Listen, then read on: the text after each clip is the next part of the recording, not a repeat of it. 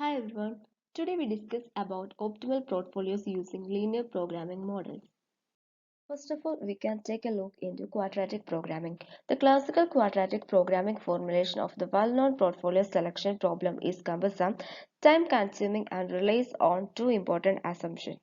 The first one is the expected return is multivariate formally distributed, and the second one is investor is risk-averted.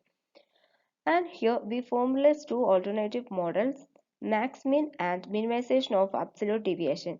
Data from a very simple problem consisting of 5 securities over 12 months is used to examine if these various formulations provide similar portfolios or not.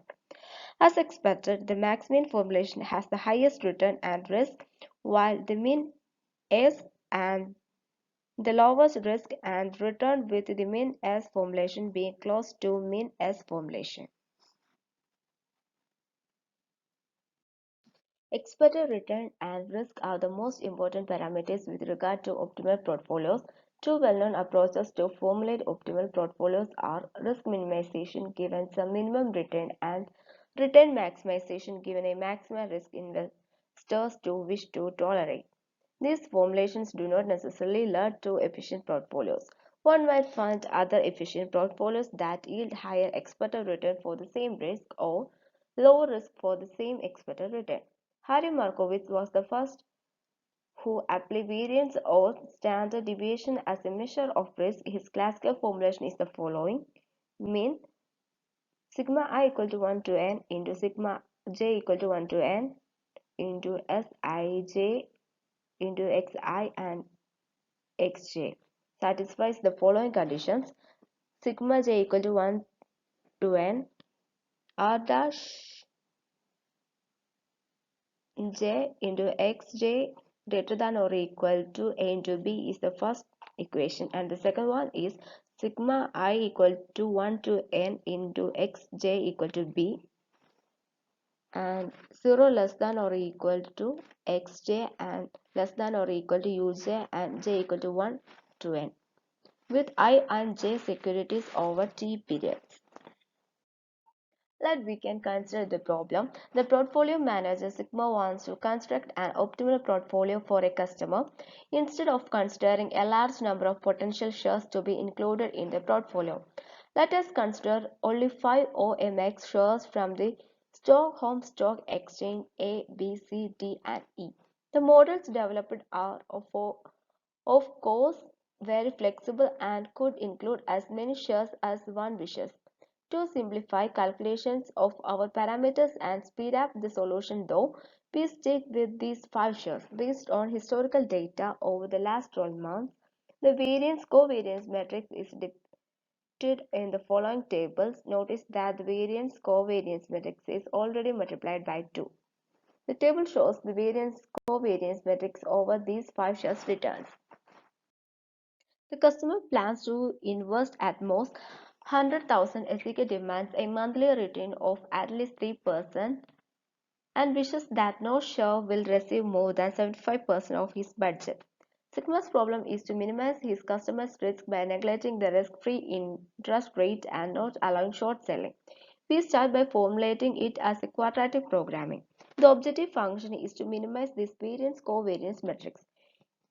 That is the following equations that satisfies the budget constraints xa plus xb plus xc plus xd plus xe equal to 1, and the return demand constraints 0.020 xa plus 0.0316 xb plus 0.0323 xe plus 0.0337 xd plus 0.0376 xe greater than or equal to 0.03, plus the lower and upper limits for all shares 0 less than or equal to xa, xp, xe, xd, xe less than or equal to 0.75.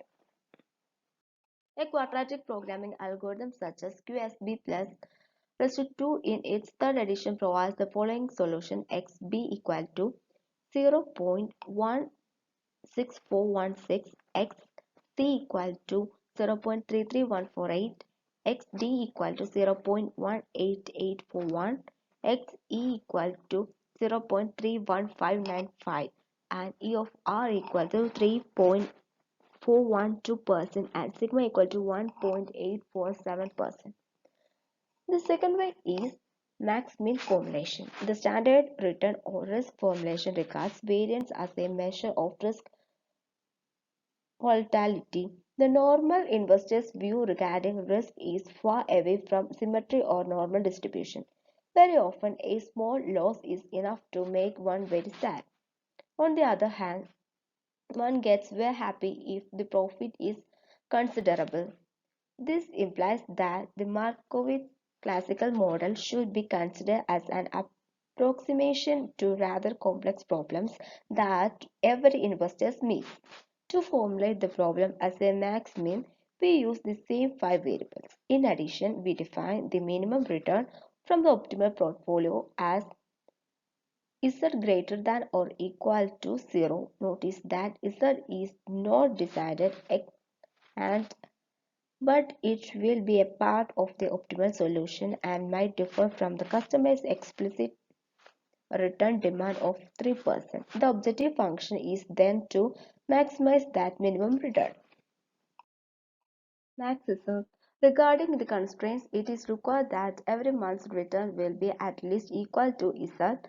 For January, for instance, these constraints can be formulated as 0.054xa plus 0.032xb plus 0.064xc plus 0.038xd plus 0.049xe minus z greater than or equal to 0. Because the objective function is to maximize z, this constraint will be greater than or equal to 0 only if 0.054xa plus 0.032xb plus 0.064xc plus 0.038xd plus 0.049xe minus xe greater than or equal to z. This is obviously possible if there were not a budget constraint. It is average to show that it is also possible even if the budget constraint is included. Similarly, we can formulate for all other months. The main point of with such a formulation is that all these constraints capture the interesting downside risk in portfolio's volatility. We simply do not allow this downside risk to below Z. Upside risk, on the other hand, is not of interest and is free to vary.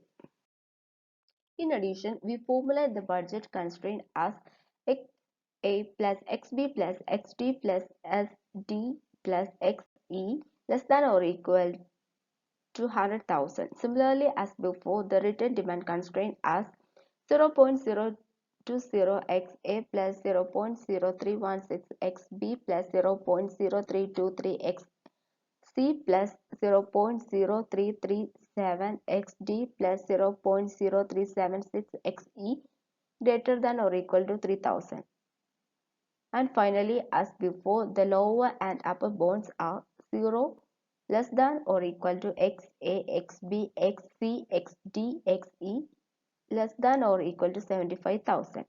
The optimal solution to this formulation is Z is equal to 98.5 xc equal to 45,959.6 and xe equal to 54,040.4 and the slack for constraints of 5164.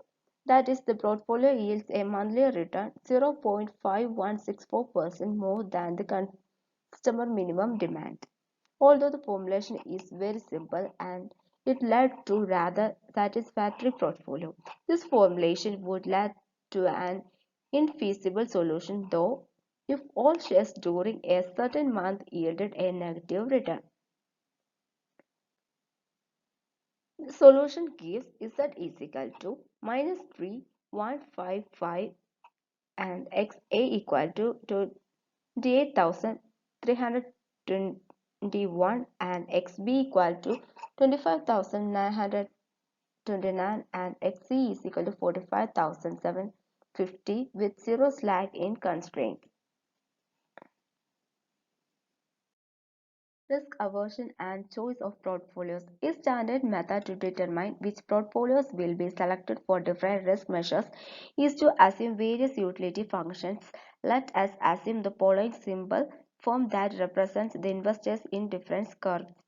U equal to E of R minus Ws raised to 2, where U is the constant level of utility and W is the positive constant that indicates the investor's risk aversion. If W equal to 0, the investor is risk neutral because the utility level the specific portfolio provides is independent from its risk. If the value of W approaches infinite, the investor will never invest in risky assets and prefer the risk-free interest rate. Instead of using variance and therefore obtaining linear indifference curves upward sloping, one can use standard deviation and obtain standard parabolas that open upwards. The, the table shows the utility levels from these three portfolios. Out of sample performance of portfolios.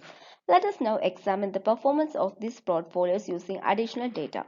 We assume that these portfolios were constructed based on these 12 months and check how well they performed during the next 3 and 6 months. Real data for these shares are given in the table 3.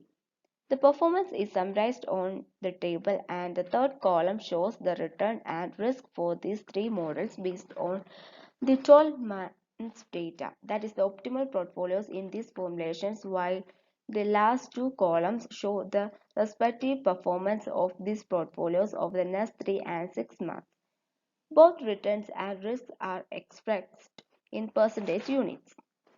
Again, as expected, the maximum has the highest return, the minimum S has the lowest risk and return, while the mean S lies somewhere between. This applies for all the periods. Notice, however, that the mean S portfolio performs worse during the next 3 months compared to the other two portfolios. Similarly, despite the fact that the difference are marginal, the mean is that portfolio provides the lowest losses during the next 6 months. Conclusions. A possible way to go is to reformulate this problem as an integer LP, for instance by taking into account fixed and variable costs associated with the purchase of shares. Uh, Very often, if the fixed costs are high, it is unprofitable to purchase small posts. Large ILP, although they are hard to solve, they are rather easy compared to integer quadratic problems of the Markowitz type. Thank you.